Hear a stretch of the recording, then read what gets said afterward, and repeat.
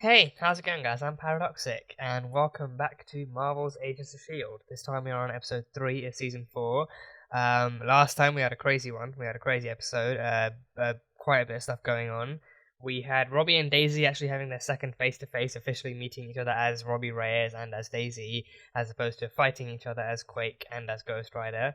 But Daisy had already done her fair share of investigating Robbie, like investigating all like his educational history, the places he used to go to as a kid, and kind of like somewhat like his like a balanced family history and stuff, like to try and use it as like a cover of being like a familiar face from his past, a familiar face from his past, to try and get close to his employees and stuff. So that was fun. And then Robbie himself actually managed to actually get her intel on the lab, momentum energy lab something, or like momentum energy something lab in Pasadena. Like she had papers on that, and then papers on all the other kind of weird happenings that was happening with the gangs in Los Angeles that she was investigating. And she had a picture of Lincoln that she carried along with her to kind of remind her of the penance she was serving, or like the kind of self punishment she was inflicting on herself and everything. So we had some good Robbie and Daisy stuff, and then at the very end, after all the stuff with the ghosts had happened, Robbie actually kind of deduced that he might be the one thing connecting them all, and invited Daisy along to join him on like a joint kind of cooperative investigation that they could have after the episode. So that was a fun sight to see. So we had Robbie and Daisy, and then we actually met some real ghosts. We met some presumably real ghosts, real people who may be dead. Looking back, I think chances are, if they know, they all seem to be pissed about what's happened. And they all seem to blame what happened on the Darkhold. The Darkhold was mentioned, and people in the comments were saying that the Darkhold might like once I see the Darkhold, it might look familiar, because it was also like it looked similar-ish to a book. I remember there being a book in WandaVision. Like people said, it might look similar to the book in WandaVision, but it's not that, or at least it's very unlikely to be that. So then it is they did mention in the episode that it is actually a book that Lucy messed around with, and that it caused her and the other dudes to actually turn into these kinds of ghosts. And I think, truth be told, right, I think they're probably, if they know that they can be brought back, then they're either dead or they're stuck in limbo, but they're kind of far enough into limbo that they can still be classified as dead. And even the way that they look very, very kind of corporeal and ghostly and stuff. So I think they might be our first real ghosts in this kind of story and in this universe. So that alone is very, very fun to deal with. And seeing seeing like a scientist, seeing scientists like Simmons and people like Mac just kind of having to come to terms with this is interesting enough on its own. But I want to see how they deal with Ghost Rider. I want to see exactly how well they fare with like a character, because then they met him. He actually showed up at the lab and saved Fitz from one of the ghosts, and even used his fire powers to burn one of the ghosts away. So Mac and Fitz have seen him in action, but they have no idea who he is. They have no idea like what he was doing there. He took a picture of he took a picture he took a picture of the team off one of the walls. So I think he actually might know them a bit more than Daisy does, and he might know like what their connection is to this whole thing, and maybe what's happened to them, and like why they've turned out this way. So I'm interested to see where that story leads. So we have the ghosts and the Darkhold. So I'm curious to see. The Darkhold alone, it sounds cool. That name alone sounds cool. It rings very, very cool bell. So I'm curious to see what the Darkhold itself actually is and what it's capable of doing. So that should be interesting. We've had magic books in Doctor Strange as well. I think looking back, I remember I think in the opening there was a book, and I think just like in terms of actually studying magic, like Doctor Strange himself kind of found access to a lot of different books in the Sanctum Sanctorum, and he snuck out a few using his portal magic while Wong was busy listening to Beyonce. He stole some books out of there, and then he actually learned how to use the Time Stone. So there are magic books, like magic books, wizardry, sorcery, that kind of thing. It exists in the MCU, and if the last by the time you're seeing this, it will be the episode before the last one, because this will very likely come out after the WandaVision finale, which I am beyond psyched for. But if the 8th episode of WandaVision is anything to go by, then sorcery, witchcraft, like that kind of stuff, like magic, it actually does exist in its own kind of spiritual and magical form in the MCU. So I'm very curious to see how and whether they actually kind of explore it through this. Because if the Darkhold is in this and it's a book that can do this kind of stuff, then I'm curious to see like exactly what kind of magic they might explore and how they might explore it. So yeah, and again, seeing like scientists like Simmons actually coming across that kind of thing. Because I think Fitz, he seemed adamant enough that they could neither time travel nor nor interfere with the future that Daisy saw in space time. So like him coming up against someone like Ghost Rider, like a spirit of vengeance, and coming up against the Darkhold, like a book of magic or whatever. Like I'm just I can't wait to see how he deals with that and what kind of theories he comes up with for how magic could possibly be possible. So yeah, but that was all fun. And then after Ghost Rider left, Fitz and Mac did pick up Daisy on the way back, and then Mac kind of deduced that that Yo-Yo and Daisy were kind of in secret communication with each other, and that she was sneaking her little vials and bottles of the kind of bone healing serum and stuff like that. And then Fitz had an emotional scene where he called Daisy out on her kind of on her distance and her kind of disconnect from the rest of the team, and how like they'd all been through dark stuff and they'd all handled they'd all been through bad events and traumas, but none of them ever turned their backs on each other and all that kind of stuff. So it was I think it was good, and it was important to see kind of Fitz kind of calling Daisy out on what she was doing, because she was essentially doing that. So I'm curious to see how she might try and reconcile with the team, and how she might come to terms with her own kind of disconnect from the team, and how she might actually work her way back in. So yeah, it was fun. But we had that stuff. We had director. We actually met the director. We met the new director, and he is a very, very different director than we've ever had before. He is director Jeffrey Mace, and he's an Inhuman. And he is the director for a very good reason, for a very specific reason. When Coulson stepped down, he advised the president that the next director of Shield should be like a powered person that the public could trust. So Jeffrey Mace was chosen, and he's an Inhuman. I mean, what his powers are, we don't. I mean, at least I don't know yet. But he was completely unfazed and unharmed by May hitting him in the face with like the poles. I mean, looking back, I'm pretty sure that's the kind of pole that you put like metal weight plates on, like for working in the gym. So he was hit. There were no weights on it, but he was hit square in the chest and the face a couple of times with it, and it left no mark. So he barely flinched. So he is an Inhuman director now, or one that hopefully the public can trust, and he is working to re-legitimize Shield as a trustworthy and positive force for good, and as an actual positive kind of government agency in the MCU, in the world again, pretty much. So how they explore that in this season, I am very interested to see, because I think Shield's arc alone in this series has gone from being severely impacted by Hydra in the first season, to the second season just being like a shadow to a shadow agency, and then the third season being kind of publicized by the ATCU, and now Shield is back. So I'm curious to see how the world's going to react, how people are going to react, and how Shield itself is going to cope with this new reveal, and how they're going to actually do things. So it should be fun. But speaking of May, the woman who attacked the director toe to toe, she was infected. She was infected by the energy that came out of the box. The ghost kind of whispered in her ear and walked past her, so she was infected. She started seeing people's faces going dead and black-eyed and stuff. So yeah, but I think looking back, it really speaks levels to her character and to her strengths. The way that it took a lot longer for her to break down than it took the others. Like Chen and his men broke down almost immediately, and they had to be quarantined. But with May, granted, she didn't really tell anyone what was going on. But even then, for her perspective, she was seeing those kinds of faces every few minutes and stuff. So like it actually took time. Like her body was.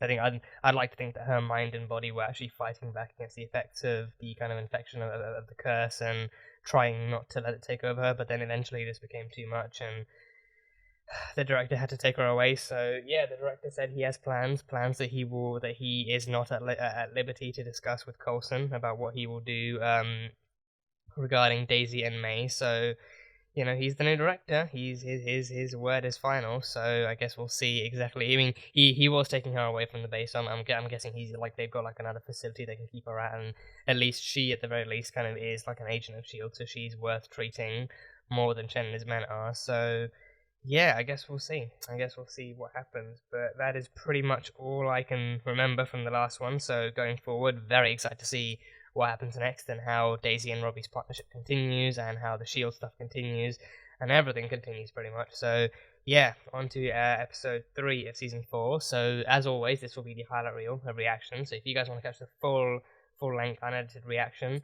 that one will be over on Patreon, so you can catch that one over there. But yeah, Agents of Shield season 4 episode 3. I was about to say season 3 episode 4. Season 4 episode 3. Let's go. Whoa. Oh, blackout. A blackout.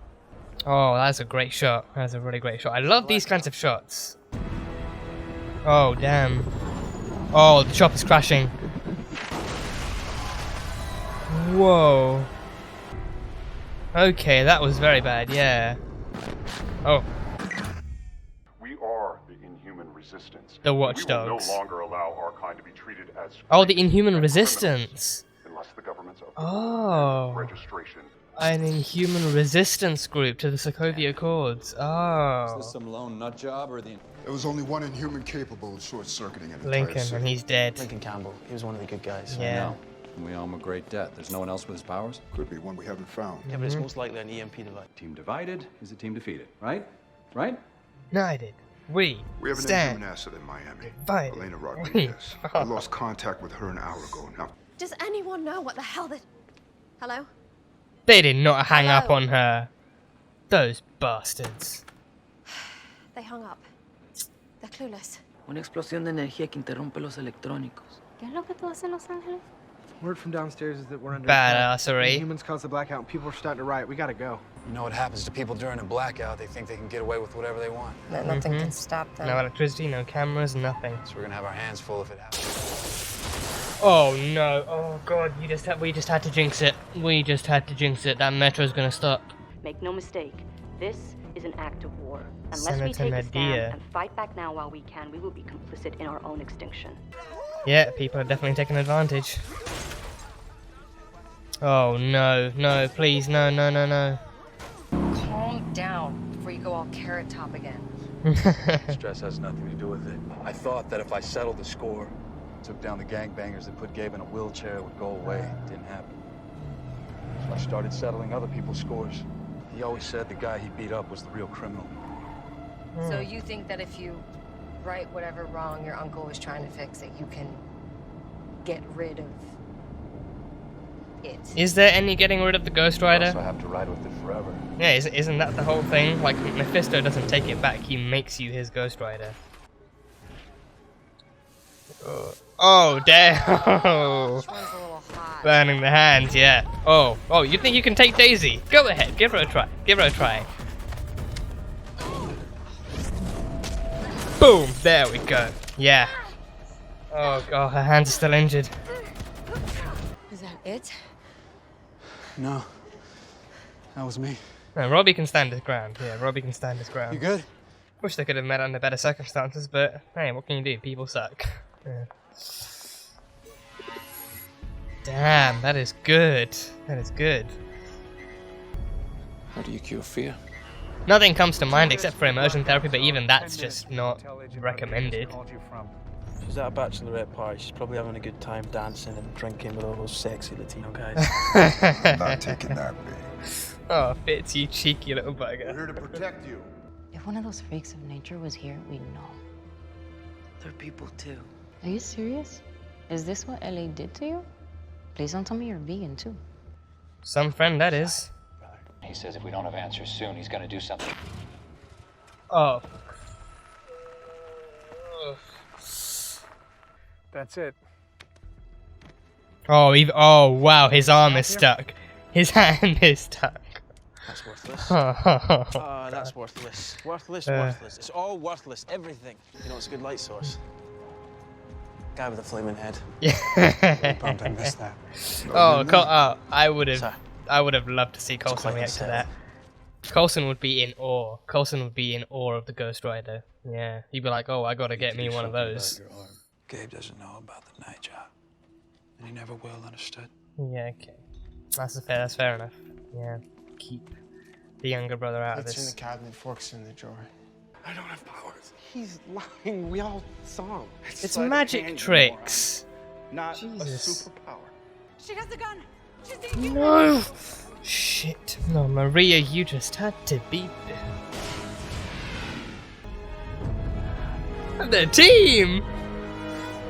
Yeah, no, don't mess with Mac's girlfriend. Do not mess with Mac's girlfriend. No. Boom. There we go. Oh, Coulson's got moves. Fitz! Oh, Fitz has got moves. I am in love with this whole team. I am in love with this. Did you see Fitz with them? You don't have to be scared. Stay away from me. Maria, it's still me. I'm still the same. At least I don't have to wear a stupid dress. You look great whatever, no matter what you wear. Screw her. Forget her. Friends like that are not friends who are worth They were having. here for me. True friends accept They you, knew I was in no matter Miami in what. this hotel. I'm gonna have to kill her. Does that mean something different in Scottish? Because in English it means they're gonna have to kill her. 1 chimpanzee, 2 chimpanzee. How did you know there was an inhuman here? Chimpanzees. Who do you work for? Whose side are you on? Not yours. What the hell? Oh. Oh, Jesus. Bulletproof vest, he Concerned knew. citizens don't walk around wearing Yeah, battle gear. he This isn't knew. your average weekend warrior vest. The Watchdogs, I knew it! I guess who's doing the hunting? Yep, the Watchdogs staged it. They staged it all. And Robbie takes care of you? Takes care of me, I take care of his ass. Was that funny? I do know bad things come from bad people. And you think I'm one of them? Es lo que quiero ver.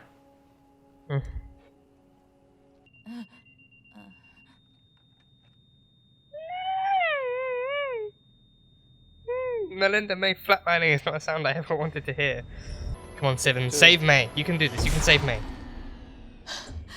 I hate the Watchdogs. I hate the Watchdogs with a burning, fiery passion.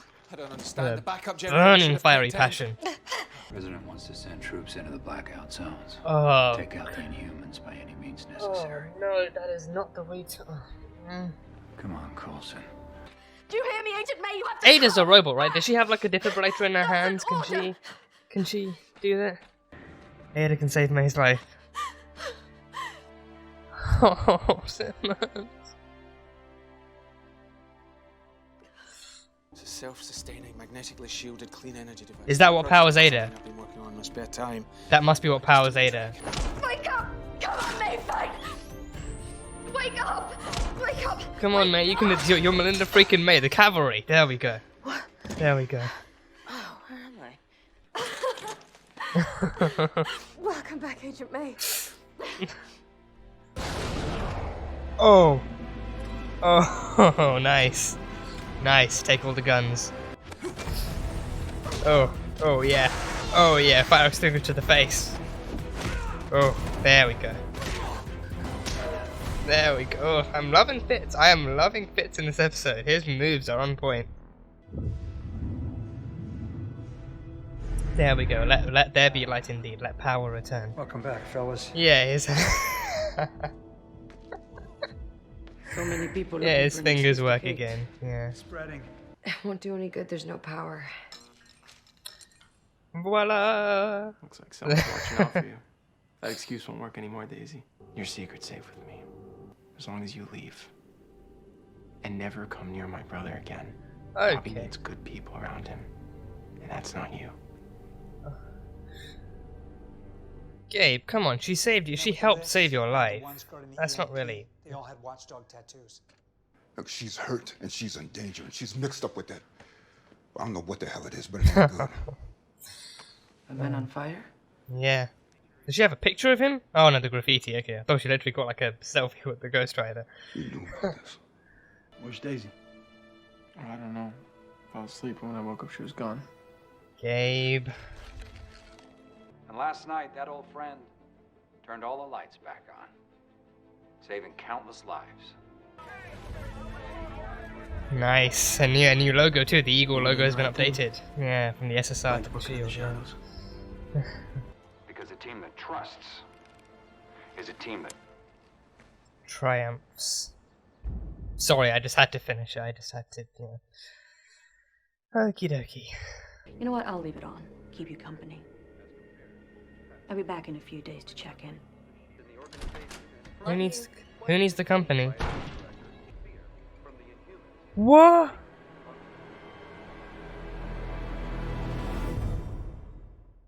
Is that an inhuman husk? That can't have been a husk. That would have broken.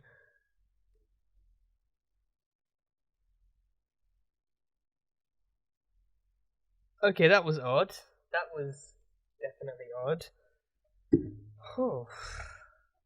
So we had pretty much the Watchdogs versus the world, and S.H.I.E.L.D. versus the Watchdogs, pretty much. So the Watchdogs tried to stage like a global attack on the world. A global attack on the world. Yeah, that's... I'm great with words. I'm great with words. They tried to stage a global attack, but then they also tried to actually set it up as some kind of inhuman uprising. And, you know, I think two different things. On the one hand, like an inhuman uprising didn't really seem all that implausible to me, but on the other hand, I wasn't too surprised to find out that the Watchdogs did either, because I think, you know, when you have a group so full of hatred and so hate-driven like the Watchdogs, that you even have today in the real world, based on, you know, like non-inhuman like minority groups, like when you have a group like that, it's not implausible for them to actually try and turn the rest of the world against the Inhumans too, and try and like indoctrinate the rest of the world by staging attacks and saying, oh, it's not us, it's these groups that we're trying to protect you from, and stuff like that. So it didn't really so either one of those possibilities like just seemed pretty kind of possible to me, but in the end it did turn out to be the Watchdogs being willing to go that far just to actually get to, so being willing to hurt innocent people just to get to the Watchdogs too. So yeah, and I think that whole thing too, so I mean, yeah, like that whole idea as well, like, you know, when the the kind of worldwide reaction to it as well, like people, like even normal people who either wouldn't really have any reservations or any kind of like any kind of like, you know, like opposing views towards Inhumans, or might actually do a good enough job of actually hiding it, like with Elena's friend Maria, like those kinds of people, as soon as they, you know, as soon as they're hit by an attack like this, and the word inhuman is plastered all over it, it's like they're very, very quick to jump to that conclusion, being like, oh, well, the mysterious voice on the news and on our screens said it, so it must be true. And then they're even quicker to actually fall down that rabbit hole of actually maybe accepting that maybe the Inhumans are really as dangerous as the Watchdogs and other groups say, and maybe they're really to be feared and stuff. So stuff like that, like it's a good enough reflection of today's of modern day society, where, you know, like hate groups are willing to go that far, and people themselves, I think, when people don't have information from either side, and also they're already scared of what could hurt them or what people do tell them anyway, like when people are already scared enough, they're kind of willing to believe it that much more, and especially if they're given, like, you know, if they're given some kind of false pretense of safety in exchange for, like, actually, you know, like outing other Inhumans or outing humans or just stuff like that. So seeing that kind of reflection was scary, but pretty damn accurate. And yeah, and they used a continuous EMP thing, and I think, yeah, like, you know, like a citywide EMP would shut down pretty much everything, and of course that would then boot up the riots, like, you know, like Robbie had that kind of idea that, you know, if the lights go out, then the darkness comes out. If the light goes out, the darkness comes out. You get gangs and groups kind of rioting and stuff, and he was terrified for it. But I think, honestly, right, in terms of the writing and the pacing, that is what I hated. Like, not hated as in hated, but like it's what I was just the most annoyed by in this episode. Like, every time they mentioned something bad, like happening. Like, every time it mentioned something bad happening as a side effect of the EMPs, that would happen. Like, you know, like Robbie mentions the fact that, you know, oh, like, let's hope the EMPs don't hit Los Angeles. Let's hope the EMPs don't hit LA, because otherwise his brother would be stuck on the metro and it's in like a bad area. Boom, lights go out, EMPs, the cars come to a stop, and everything's shut down. It's like, crap, okay. And then like the second one being like, oh, the car stopping in the middle of the street for Coulson and Mac and fits and everything, and like all their tech is beyond obsolete, and they have to go old school and everything. I mean, that one was less annoying, but it was like, you know, like they're still together. Like Fitz is still the brains. He still has some ideas. But I think the more annoying one would definitely be, you know, like you know, them like Radcliffe Radcliffe and Gemma killing May and then having to revive her in time, but then the power goes out and the defibrillator doesn't work anymore, so she has to go to CPR and it just doesn't work. So yeah, like every time they would consider something terrible happening as a result of the EMPs, that terrible thing would happen because the EMPs would actually get like a wider burst and like a wider range and everything. So just that kind of timing, that kind of impeccable timing is what I both love and hate. I love it because I hate it, and I hate it because it's terrible, but I love it because I hate it. So it's a very, very weird relationship that I have with that kind of writing. But either way, it worked very well for the episode. It actually definitely kind of helped to execute that kind of fear factor and that kind of terror in the right way.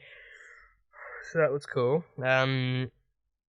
But yeah, I mean, even like with this, like being a fairly like politically charged episode too, it worked very well in that defense. Like, you know, Shield is, you know, like this close to coming out again as like an actual legitimate agency and being there, like being there as a force for good.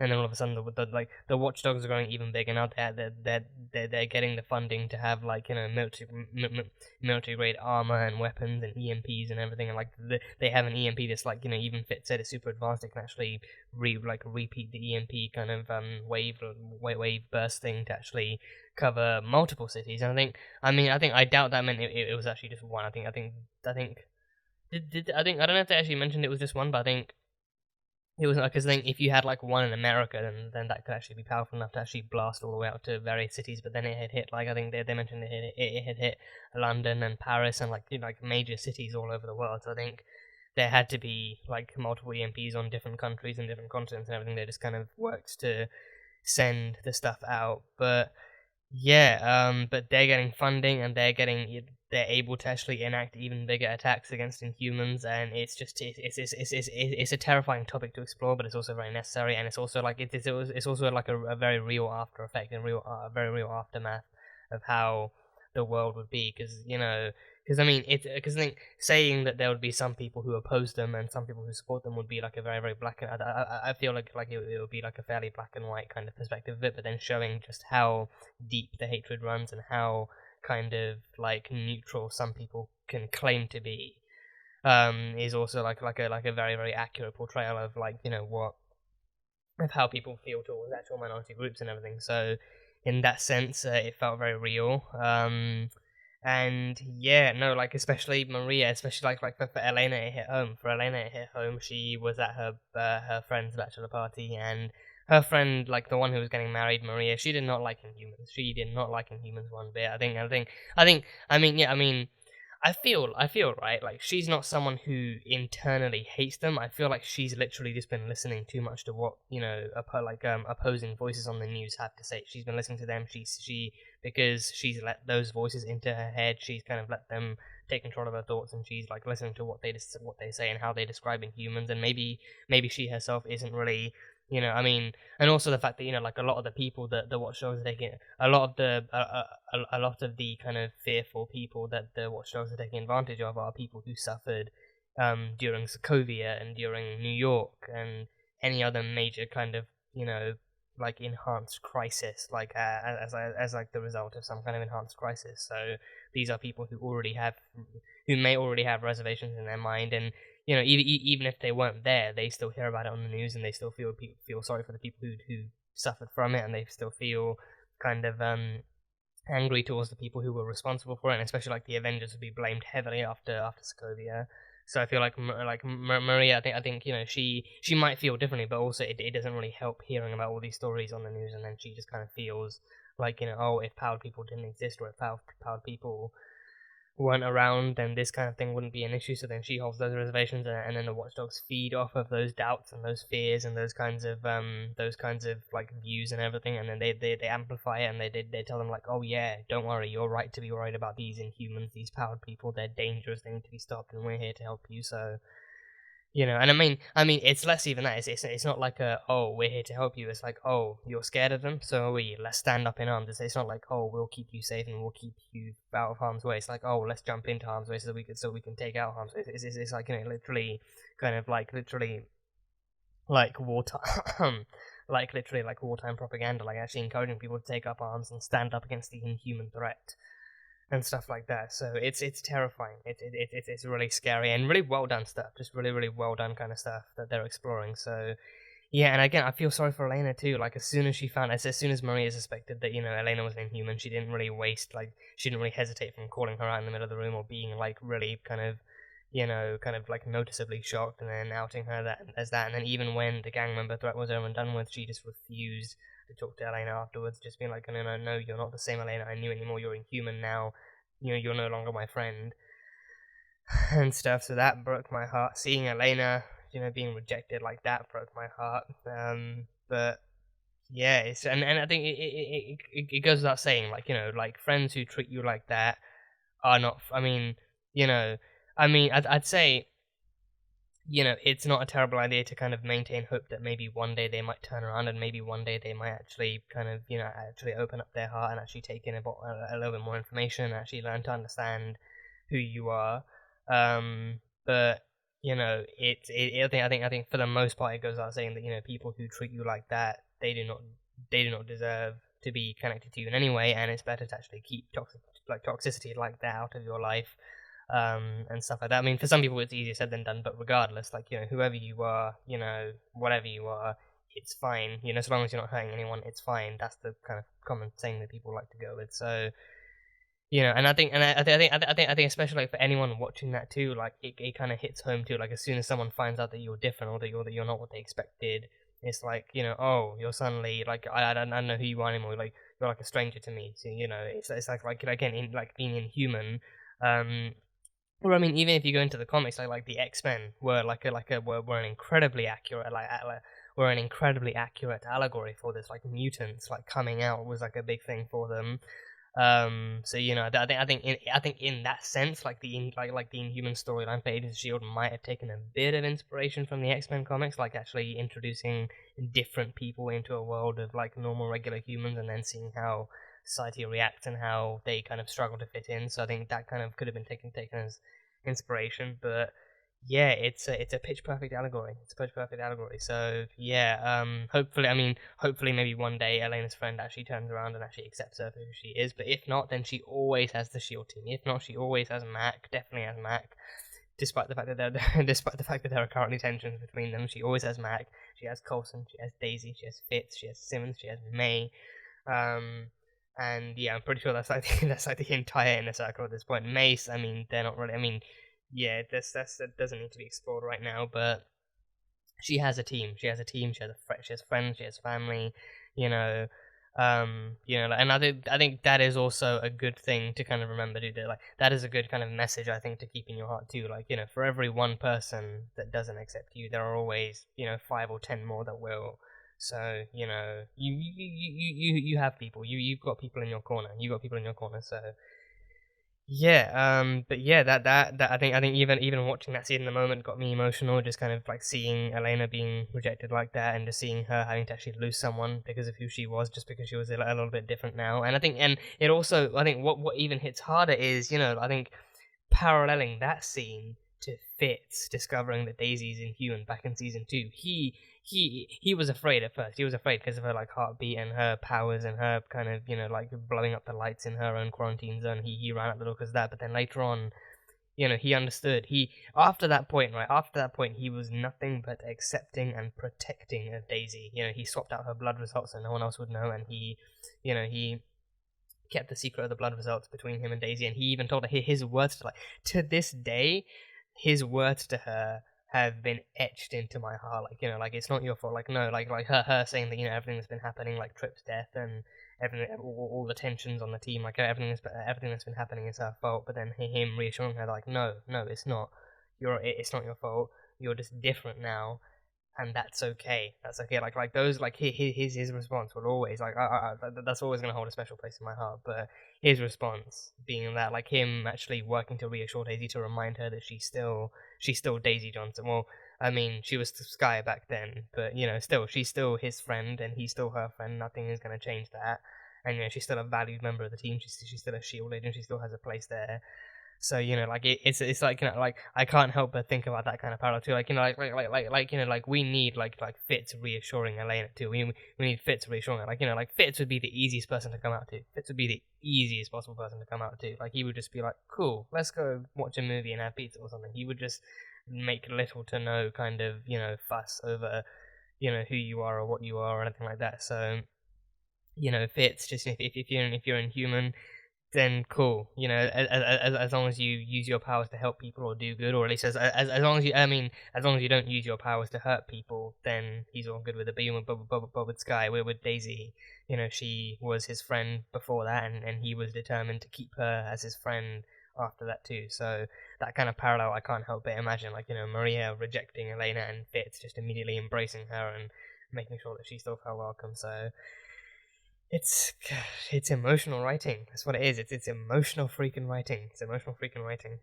And yeah, and I think even thinking about the politics in this, like like the the Watchdogs being able to like having a list of Inhuman assets, like having a list of Inhuman names and addresses and contact info, because of the Inhuman registration stuff, like that kind of politics, like that just made me made me realize that that is exactly what it's one of the things. It's definitely one. I think they didn't really mention it as much in Civil War, but I think it was. I think especially if you go the more comic route of Civil War, that's exactly one of the things that that Steve was afraid of. That innocent people who are powered but not superheroes, like innocent people who don't lead like a super life, but they just have abilities, they would be targeted and they would be vilified, and their loved ones and their families would get hurt because of who they are, like that kind of thing.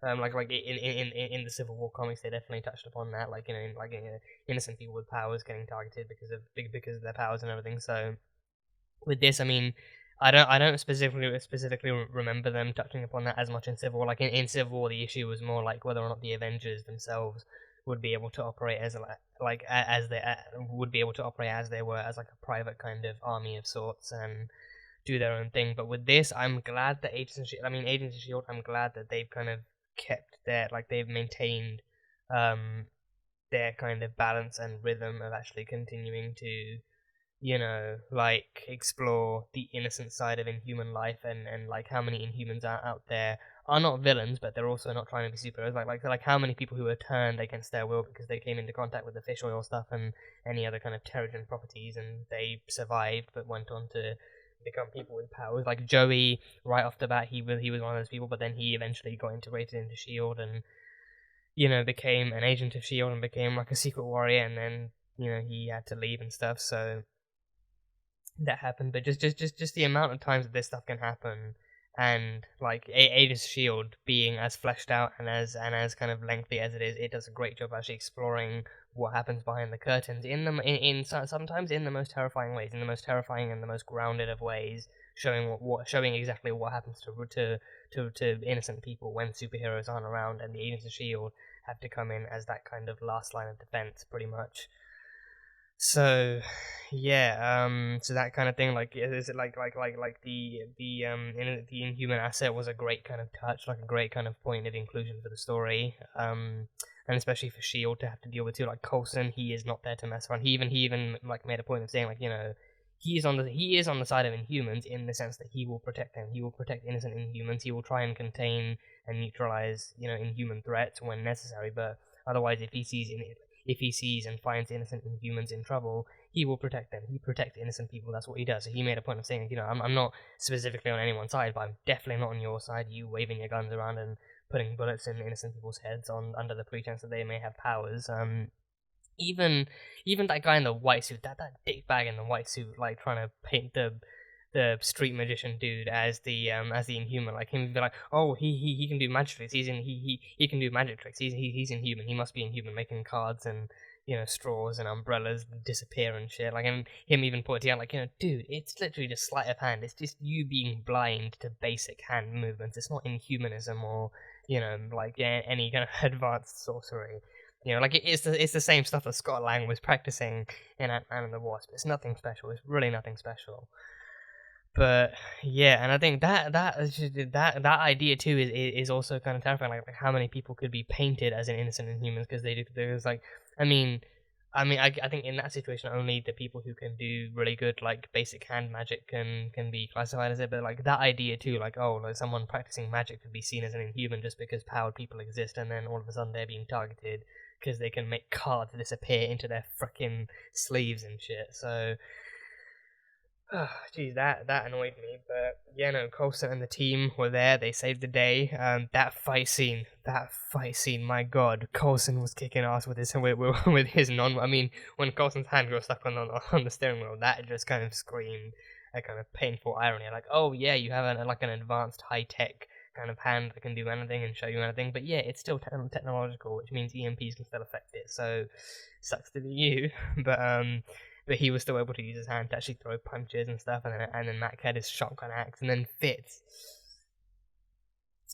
came in with the moves. He, did the whole kind of twisty arm thing, and then jabbed his knife in the dude's hand like John freaking Wick. Like Fitz, he's come a long way from the baby Scottish bean he was in season 1. He's come a long way from there. Like he can actually kick people in the shins and dodge punches and throw punches and jab knives in hands and feet and, maybe even some kneecaps here and there.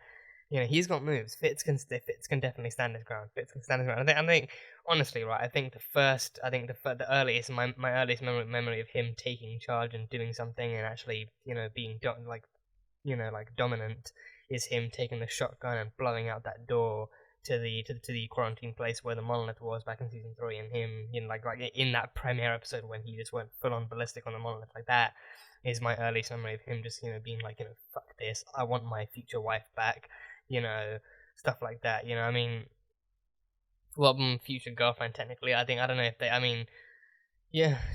I mean, it goes without saying, I want a Fitzsimmons wedding. I want a Fitzsimmons wedding. If this show gives that to me, if this show gives me a Fitzsimmons wedding, it will easily be in my number one favorite show of all time. It will. If this show gives me a wedding, an actual legitimate marriage, a husband and wife marriage. Other marriages are legitimate too, goes without saying. But if this show gives me a Fitzsimmons wedding, this show will easily be my number one favorite show of all time. This will easily it would easily jump just like miles above Brooklyn Nine-Nine and Doctor Who and any other show that might be on that list. Like it will go from somewhere in my top 5 to number 1, just like that. Fitzsimmons wedding, boom, number 1, just easily. Everyone needs to watch this show, just like that. That's all it will take. All it will take is a Fitzsimmons wedding. So hopefully, logically speaking, and like in terms of writing, logically speaking, I can't really imagine them having ended this show without Fitzsimmons wedding. But still, I'm hoping that's something that this show can actually treat me to, like a Fitzsimmons wedding, because they've come so far. They have come so far. So I think as a Fitzsimmons shipper, I deserve that. As a shipper of Fitzsimmons, I deserve that much. We've had them pining over each other for 2 seasons, and them getting their kiss, and then them finally sealing the deal in a hotel room after hours of discussion and contemplation about them doing it for the first time being equivalent to like an event horizon or something. So like a marriage definitely seems like it's in the cards. Wedding seems in the cards. So come on now. But either way, just Fitzsimmons stuff. But yeah, I mean where was I? What was my original point? Oh yeah, the fight scene fits and everyone else kicking ass and doing their bit. But yeah, that was super fun. That was super fun to see. So Fitz and the team coming in, Coulson's team coming in to actually save Elena. Matt coming in like, yeah, no one messes with my girlfriend. Just him swinging his axe and firing bullets and stuff like that. So that was super duper cool. But yeah, that was cool. That was very, very cool. And then we actually discover more about Robbie's history. His uncle Elias Mara, was it Mara or Mara? I think Elias Mara. I think so. I think it was my penmanship in the moment when I'm quickly jotting things down is beyond horrible. So I think it was Elias Mara, his uncle. He was a former electrical engineer at the lab, so that's why he was. I think it is at least one of the reasons why he was coming to. I don't know if he was in the picture that the Ghost Rider took, but that's definitely how Robbie kind of remembers him. He was in the lab, but he's also serving time. He's serving time in prison for attempted manslaughter. And according to Robbie, his uncle insists that the guy he was fighting was the real criminal, the real villain, and he was, maybe trying to stop him from committing a crime or teaching him a lesson or something, but attempted manslaughter. So I think, attempted manslaughter. So I think, the guy still survived. The guy still made out, but then that's still kind of like a punishable crime. So he's serving time in prison for that. So yes, and I think Robbie, he even kind of explored more of like, we explored like we verbally anyway, we actually explored a little bit more of the lore behind the Ghost Rider in this universe at least, and yeah, so he sold his, so the deal he made, he didn't really mention how that went down. He just keeps insisting that's what happened, and he just kind of doesn't care whether or not Daisy believes it, but he insists that's what happened. But he also said that, he thought he could actually get rid of the rider afterwards by settling his own deal, which was actually, which was avenging what happened to Gabe. So gang members put Gabe into a wheelchair, so he thought if he solved that deal, then the rider would go, but then he still wouldn't. So then he actually tried to be a hero. He tried to play hero. He started to solve other people's deals, and most notably his uncle's. He thinks if he can actually solve his uncle's deal, and maybe I think maybe if he can maybe prove that the guy was actually the real villain, or maybe if he actually does his uncle's job for him. I don't know. Legally speaking, I don't know how that would work, but either way, the way the writer's spirit works. Even the way the writer's spirit works, I'm not too memorable on how it went down even in the movie, let alone the comics. Even in the movie, I'm not too knowledgeable on how it went down. But I think with Mephisto though, I think I did a little a brief kind of Google search on the Ghost Rider, and it actually showed how the Ghost Rider was initially Mephisto's creation, but then it actually didn't really go the way that he planned. His plan for the Ghost Rider went sideways, and then the Ghost Rider actually became an enemy of Mephisto. So it's if Frankenstein's monster turned back on Frankenstein, which I'm not sure if that actually happened in the original Frankenstein, but either way, it's in his creation turning on him, and then Mephisto and Ghost Rider becoming enemies forever. Which kind of makes sense because the way the Ghost Rider thing works is that you sell your soul, and then stuff like that happens. But I think even in the movie, with Johnny Blaze, Mephisto had Johnny being the Ghost Rider was the collector of souls, the collector of deals and stuff. And then there was that whole, what was San Venganza, I think it was called, the San Venganza deal. That I'm surprised that name is still even fresh in my mind. But the San Venganza deal was the biggest one, the biggest collection of souls ever in history. So he had to I think he had to collect and protect those. I think with the Ghost Rider, it does still. I think it's I don't know. I don't know if it specifically collects souls or if it saves souls. If it's meant to actually kind of prevent any kind of soul, if it's meant to prevent the kind of tarnation or the murder of innocent souls. If it's actually meant to send evil souls to hell and then protect the innocent souls roaming the earth, or what it's about, but.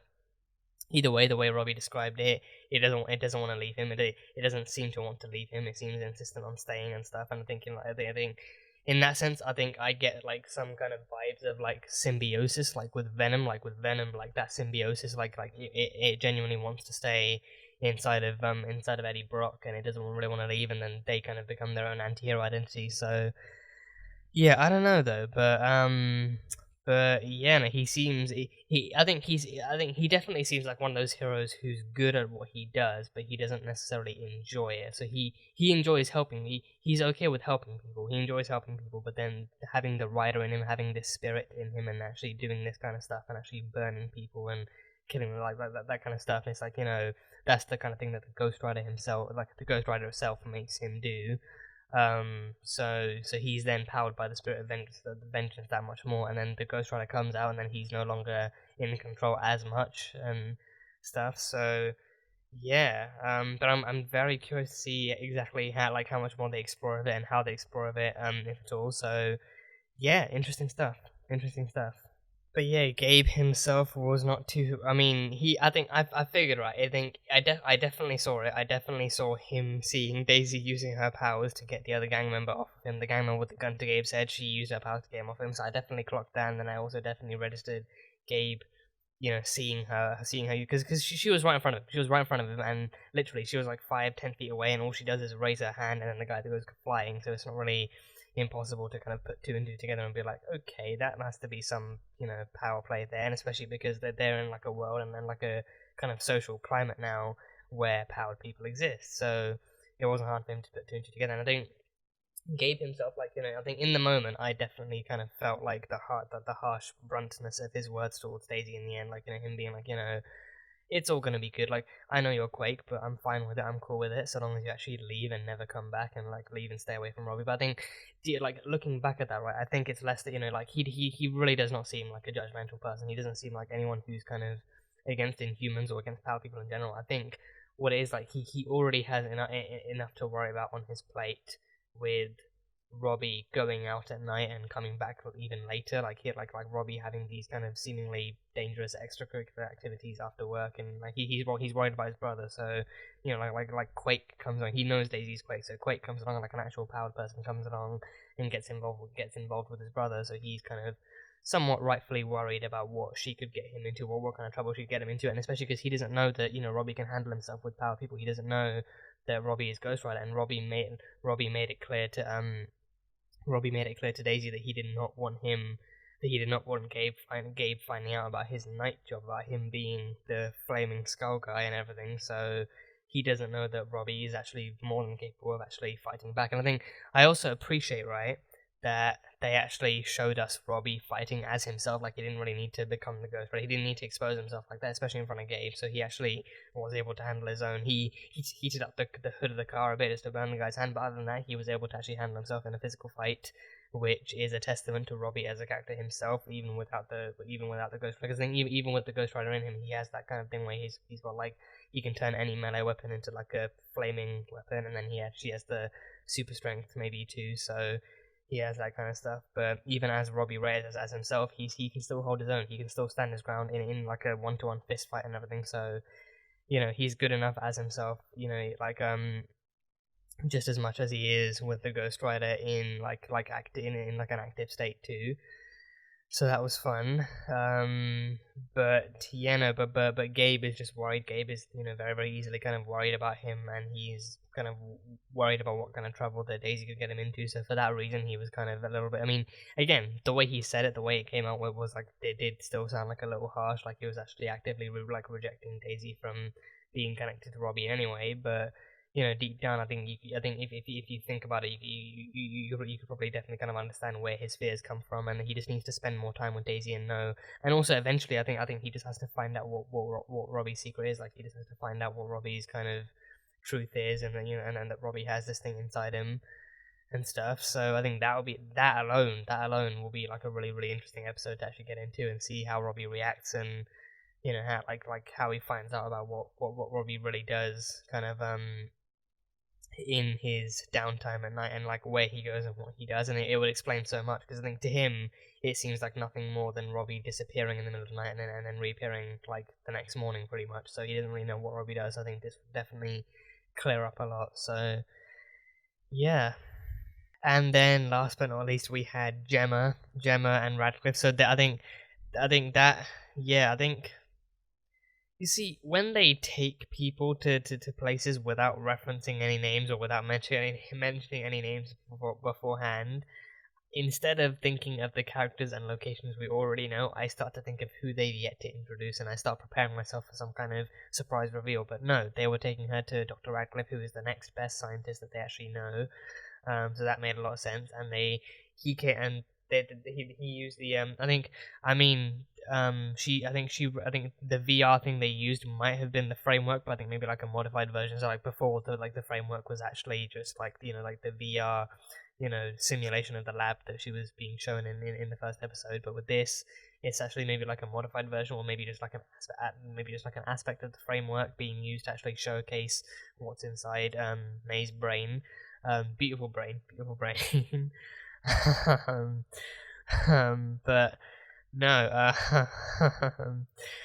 but no. So they actually used that to identify that there was something in like the like one of the brain parts that was actually making her constantly go through like a fight or flight thing, which I think that made sense because every time she saw someone's face contort into that deathly, ghostly kind of nightmarish face, it would definitely make her feel like, okay, do I actually stand and fight them, or do I actually run away and try and hide them? So like, if you see like a ghost in real life, you would definitely go. I mean, whatever kind of paranormal or dangerous situation you're put into, you instantly do go into fight or flight mode. So for May, it's like at the same like she goes into fight or flight mode, but at the same time like her body is resisting letting it take over too much until it was too late, and she was in the middle of that training room and she just started attacking the random agents and everything. So yeah, so with this, then the solution they then came up with for May was to literally to kill her, to shut down her brain, even like to shut down her heart at least temporarily, and then to reboot everything so they could actually override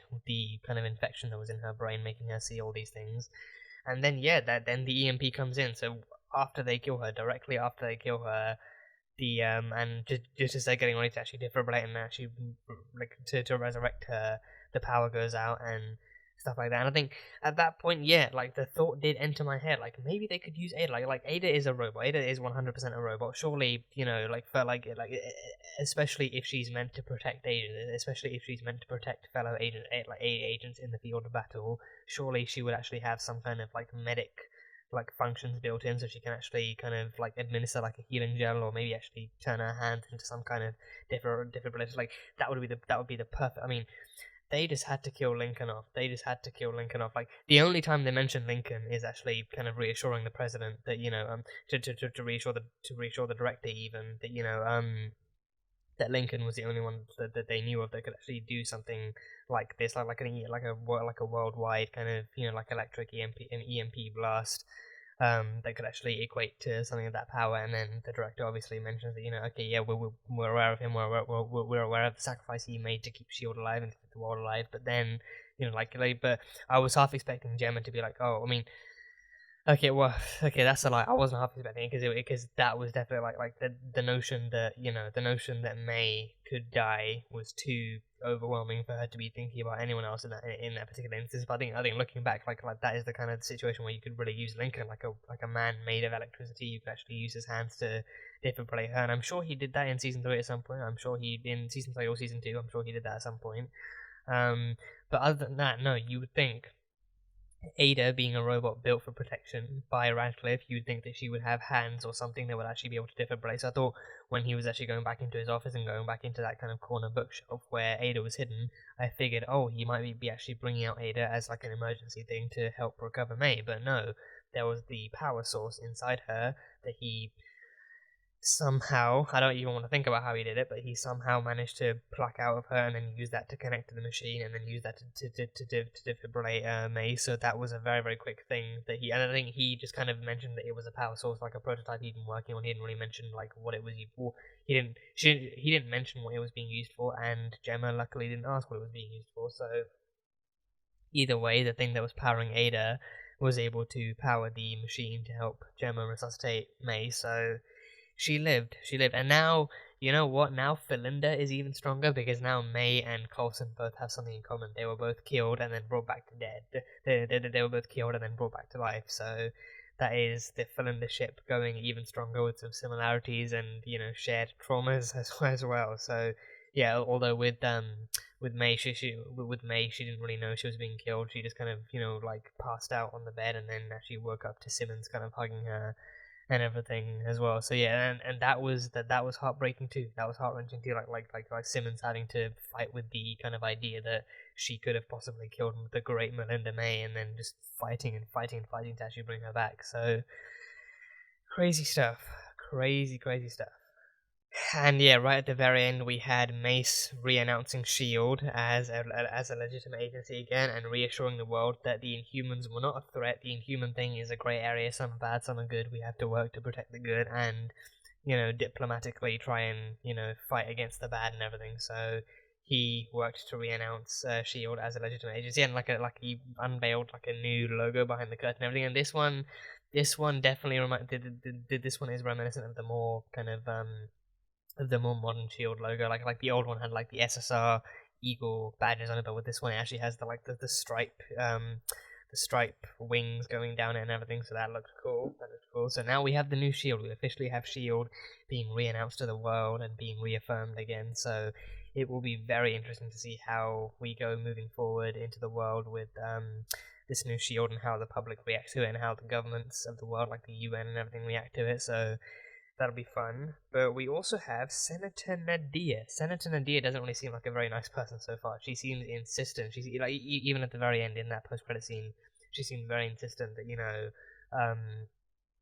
that despite what Director Mace says now, and despite what Shield claims to be now, you know, that she seems insistent that the Inhuman threat is ever present and ever threatening and needs to be, you know, eradicated and everything. Not only that, but she seems to be in contact with the Watchdogs. She was on the phone with like a voice that was distorted, so most logically the Watchdogs, and seemed to be pretty happy with the news that they had managed to eliminate 17 Inhuman lives across the world. So she seemed to see that as like a victory of some kind. So I feel like she's going to be, you know, definitely one of the antagonists in this season. Definitely one of the antagonists. So can't wait to see how that goes. But then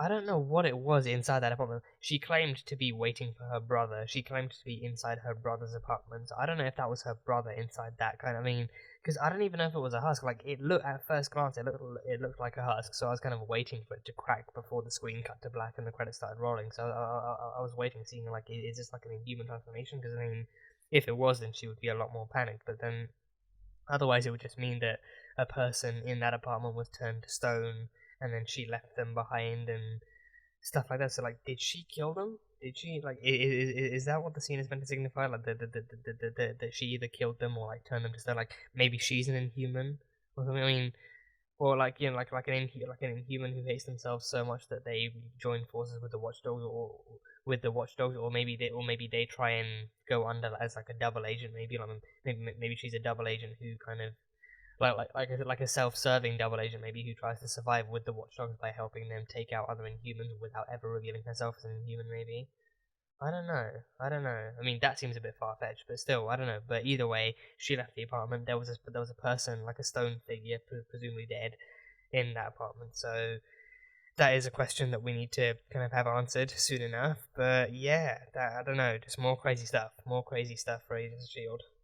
But yeah, that is it. That is pretty much all I have from this episode. That was a fun one. That was a definite fun one. So going forward, we can see how S.H.I.E.L.D. actually reintegrates themselves into the world as a legitimate agency again. How the world reacts, how the public reacts, and how Daisy gets along. Like, Daisy kind of is back living in her van again, so she's gonna have to run into Robbie again at some point, and then maybe tell him about what Gabe said, and then he's gonna have to reassure her that Gabe wasn't trying to be mean or anything and stuff like that, and then all sorts of stuff will happen.